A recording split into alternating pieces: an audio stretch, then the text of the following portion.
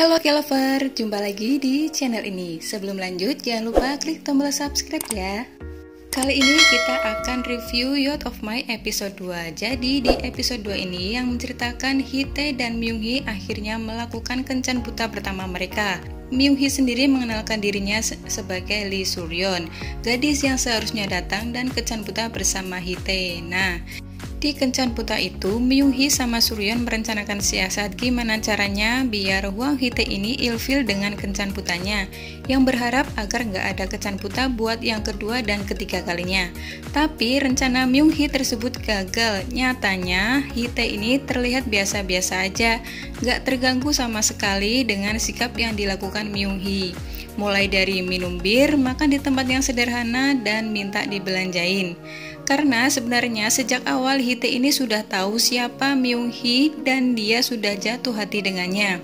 Sementara alasan kenapa Myung-hee mau melakukan kencan buta itu karena Suryeon berjanji akan membelikan tiket pesawat Myung-hee ke Jerman untuk melanjutkan kuliahnya di sana. Suryeon berjanji melakukan kencan buta tersebut juga atas permintaan ayahnya. Jika ia mau bertemu dengan Hee-tae 3 kali, maka rekan-rekan aktivisnya yang ada di penjara akan dibebaskan. Makanya Suryeon yang keberatan buat bertemu sama Hee-tae menganggap rencana itu adalah yang terbaik. Dan di sisi lain, kakak laki-laki Suryeon, Lee So-chan, sebenarnya tertarik dengan Myung-hee. Ia bahkan menjadi sponsor obat-obatan di rumah sakit tempat Myung-hee bekerja sebagai perawat. Cuma di sini masih cukup awal buat dibahas karena belum ada plot yang menunjukkan kalau Lee So-chan ini benar-benar suka sama Myung-hee. Setelah kencan buta pertama dengan Myung-hee lancar, Hee-tae ini meminta untuk segera bertemu kedua kalinya. Awalnya Myung-hee menolak, tetapi selalu ada cara yang bisa dilakukan Hee-tae untuk membuatnya setuju. Dalam pertemuan kedua, Myung-hee tampak terkesan dengan Hee-tae dan kebaikan hatinya. Hingga akhirnya ia berharap ada pertemuan ketiga di antara mereka. Akan tetapi, Suryeon memberitahu bahwa teman-temannya sudah bebas dan Myung-hee tidak perlu bertemu dengan Hee-tae lagi. Dan di sini ia berjanji akan memberikan uang tiket itu kepada Myung-hee.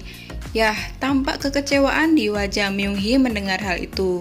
Mulai terlihat dong kalau Myung-hee ini akhirnya ada rasa sama Hwang Hee-tae.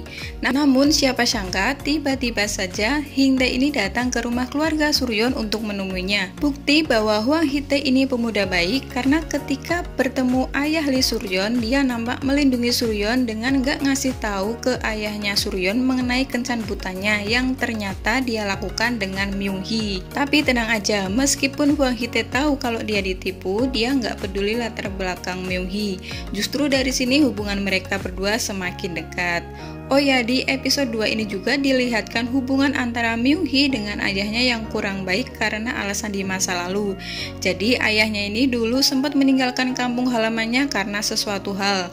Ketika Myung-hee masih sekolah menengah, entah kenapa ayahnya ini memaksa Myung-hee untuk putus sekolah.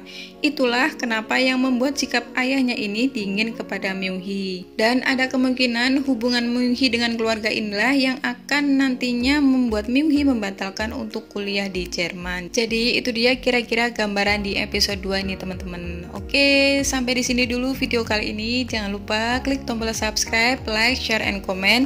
Sampai jumpa di video kita berikutnya. Terima kasih.